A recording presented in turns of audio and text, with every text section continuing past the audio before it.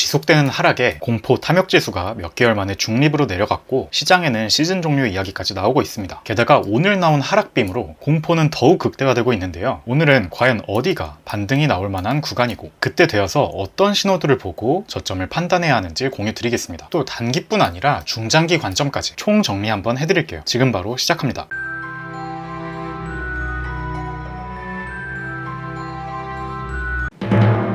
우리가 실전 매매할 때 조심해야 하는 부분이 있습니다. 바로 미리 예상한 것만으로 매매하면 안 된다는 겁니다. 실제로는 예상 플러스 실제 예상했던 반등 지점에 왔을 때 반등 신호들까지 떠주는지를 보고 대응해서 매매 결정을 해야 합니다. 제가 일전에 시나리오들을 공유 드리면서 여기 64.5K 부분 그리고 그곳이 뚫리면 56.5K 전저점 부분까지 열어놔야 한다라고 두 구간을 상정했었는데요. 이건 예상의 개념입니다. 실전 매매에서는 이 두 구간을 표시해두고 기다렸다가 가격이 실제로 거기까지 내려왔을 때 내가 생각하는 반등의 신호들까지 뜨는지를 보고 들어갈지 말지를 결정해야 하죠. 예를 들어 64.5K 근방에 왔을 때 대표적인 반등 신호인 4시간봉 상다가 이렇게 떴었죠. 이것을 보고 양봉 마감하는 거 본 다음 진입을 했다면 이러한 단기 반등은 이러한 단기 반등을 먹었을 수 있을 겁니다. 물론 완벽히 추세 전환이 되진 않았지만 말이죠. 내려오더라도 본절에 손절을 걸면 손절은 짧고 잘 됐을 때 이득은 더 큰 상황도 맞이할 수 있습니다. 저는 64.5K가 단순히 단기 반등뿐만이 아니라 추세를 바꿔서 다시 고점을 뚫으러 갈 만한 예상 구간 중에 하나로 봤지만 아쉽게도 결국 오르지 못하고 뚫렸기 때문에 새롭게 예상 반등 구간을 설정해야만 합니다. 첫 번째 60K 매물대 여러 번 변곡이 되었던 구간이죠. 두 번째 전저점 부근 살짝 안 깨고 오를 수도 있고 살짝 깨고 오를 수도 있다고 보고 있고 여기 노란색 평행 채널의 하단이기도 합니다. 그리고 마지막으로 조금 더 오버슈팅이 나온다면 52에서 48개의 부분도 보고 있습니다. 그럼 이렇게 예상을 세 공간 해놓고 실제로 그 구간에 왔을 때 구체적으로 어떤 신호들을 볼 거냐, 결론적으로 다음에 두 가지를 저는 중점적으로 보겠습니다. 첫 번째 1시간봉 기준에서 오늘과 같이 이렇게 눈에 띄는 음봉이 나오는지, 둘째 4시간봉 기준에서의 상승 다이버전스 또는 다이버전스가 뜨지 않더라도 엄청난 음봉이 발생해서 RSI 과매도가 역대급 수준으로 심하게 내려가는 경우입니다. 최근 3주간의 지루했던 하락 패턴을 보면 이렇다 할 상승도 이렇다 할 하락도 없이 조금씩 롱을 말려 죽이면서 내려왔습니다. 아마 롱 진입했다가 손절이나 본절이 거의 5번 이상 나신 분들도 많이 계실 거예요. 그런데 과거를 보면 저점은 그렇게 천천히 내려올 때 예쁘게 형성되는 경우보다는 그래도 좀 눈에 띌 만한 음봉이 나오고 나서 그런 다음에야 형성이 되곤 했습니다. 과거 1년 차트를 한번 볼게요. 23년 6월의 경우 이렇게 천천히 흐르다가 올랐던 이 한 번을 빼면 대부분의 경우에는 내려오다가 크게 내리꽂고 한 번 더 바닥을 만든 다음에 올랐고 이 경우에도 천천히 내려오다가 눈에 띄게 한 번은 급하게 내려꽂고 올랐습니다. 이때도 마찬가지였죠. 내려오다가 한 번은 음봉을 세게 주고 올렸고요. 이때도 마찬가지였습니다. 천천히 내려오다가 음봉을 한 번 꽂고 올렸죠. 이렇다 보니 저는 이번에도 이렇다 할 음봉이 제대로 나오질 않고 있어서 조금 찝찝하게 보고 있었는데 오늘 드디어 음봉이 작지만 한번 나와줬죠. 그런데 중기 추세 반전이 될 만한 저점은 이렇게 음봉 한 번으로는 잘 안 나오는 경우가 많습니다. 여기서 상승 다이버전스까지 기다리는 이유가 나오는데요. 한 번 하락을 해준 다음 거기서 끝이 아니라 보통은 단기 반등 후 재차 하락하며 저점을 살짝 갱신해줄 때 그리고 반등할 때 하락 다이버전스가 뜨거든요. 이때 개미들이 많이 털립니다. 오늘도 유사한 모습이 나와줬는데요. 오늘 이 하락에는 고래보다 노란색 선으로 표시한 개미들이 많이 매수했던 것을 알 수 있죠. 계속해서 매수를 기다리던 개미들은 조급한 마음에 하락이 한 번 나오면 저점인 줄 알고 그때 따라 타버리거나 아니면 반등하는 것을 못한 채로 지켜보게 됩니다. 이때 개미들의 심리는 어떨까요?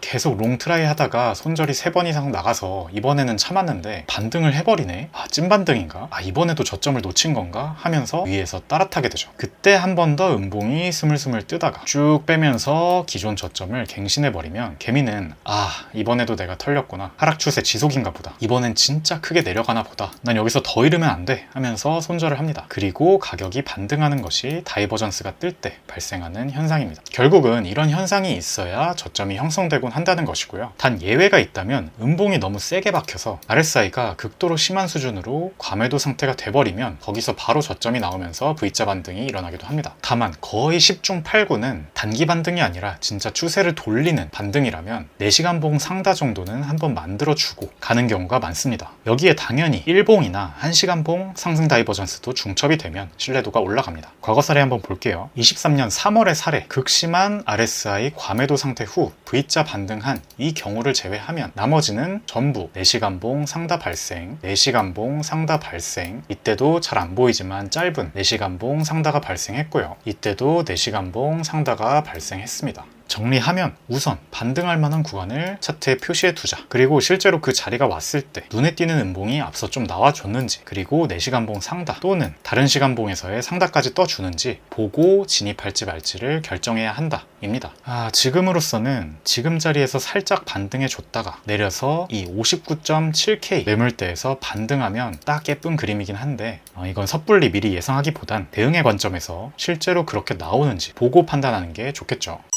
다음은 장기 관점인데요. 사실 저는 아직도 장기적으로 최소 95K 또는 140K나 220K까지도 갈 수 있는 이번 상승장이 끝나지 않았다는 관점은 동일합니다. 그 이유를 몇 가지 말씀드려 볼게요. 우선 알트코인이 아닌 비트코인 기준으로 이미 털릴 사람은 다 털렸다고 봅니다. 아직 홀딩하고 있는 개인 투자자는 애초에 많지도 않을 뿐더러 56.5K까지 내려갈 때도 버텼었던 사람들인 만큼 가격이 좀 더 내려간다고 해서 팔 가능성은 낮겠죠. 따라서 고래 입장에서도 어쩔 수 없는 이유가 있지 않느나 일부러 돈 들여서 매도해 가면서 가격을 내릴 필요는 없겠죠. 두 번째, 장기 사이클을 파악하는 데 용이한 온체인 데이터 지표 측면에서도 여러 지표들이 아직 고점 수준을 나타내고 있지 않습니다. 세 번째, 개미들의 심리상으로 봤을 때도 2017년 말 고점, 2021년 말 고점에 비해서 너무나도 신규 유입이 적고 심리가 과열되지도 않았습니다. 네 번째, 차트로 봤을 때도 저의 관점에서 중요한 이 빨간색 평행 채널의 상단인 95K 부근까지는 최소 올 가능성이 높습니다. 다섯 번째, 이건 텔레그램에도 공유 드렸었는데 과거 사이클들을 주봉 차트로 보시면 상승장 중반부에 RSI 88을 찍고 난 다음 조정은 있었지만 주봉 하락 다이버전스가 발생할 때까지 최소 한 파동은 더 상승하는 모습을 보여주었습니다. 지금은 이제 3월 달에 88 한 번 찍고 내려오고 있으니까 여기서 최소 한 파동은 더 고점을 갱신해서 오르겠다고 생각합니다. 여섯 번째, 올해 코인과 주식 투자의 가장 큰 화두 중 하나인 금리 인하는 여전히 9월로 예상되고 있습니다. 대전제가 바뀌지 않았기 때문에 판단을 바꿀 이유도 없다고 봅니다.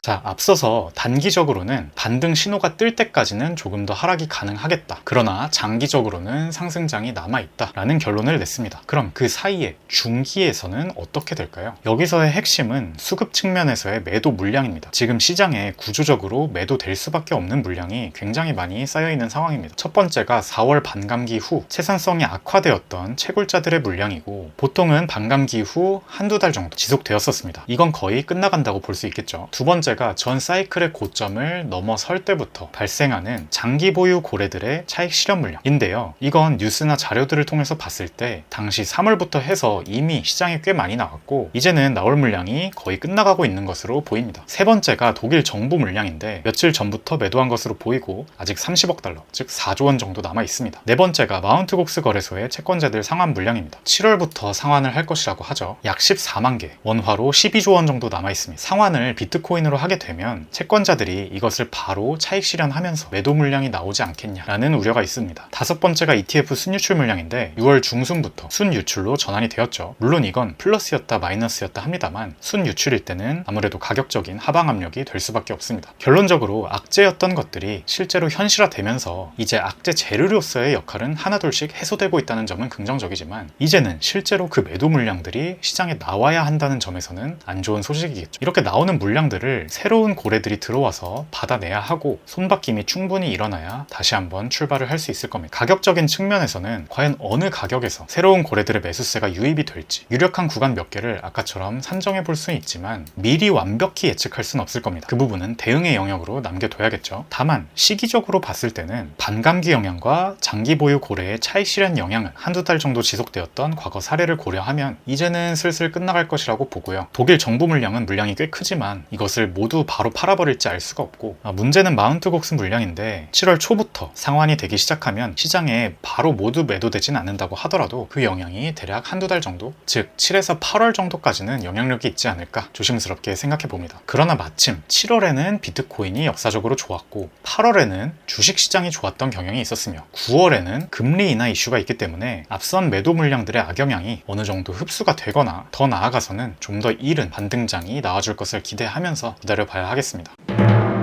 반등의 근거가 정말 많았던 64.5K를 기준으로 다시 한번 고점 뚫으러 갈 반등세가 만들어질 가능성이 높다고 봤는데 결국 해당 구간이 뚫리게 되어서 아쉽고 유튜버로서 좋은 소식을 못 전해드려서 아쉽습니다. 하지만 투자자로서는 시장에 거스르지 않고 이러한 시장에 나를 맞춰가는 수밖에 없고 그게 돈 버는 길이라는 생각은 변함이 없습니다. 요즘 악재도 많고 가격도 내려오고 있지만 정신 바짝 차려서 다가올 기회를 한번 포착해 보시죠. 저도 시장을 계속해서 잘 지켜보면서 말씀드렸던 단기 반등 신호들이 뜨면 유튜브와 텔레그램 통해서 공유 드리겠습니다. 댓글 남겨주셔서 감사하고요. 오늘도 좋은 하루 되세요. 직투였습니다. 감사합니다.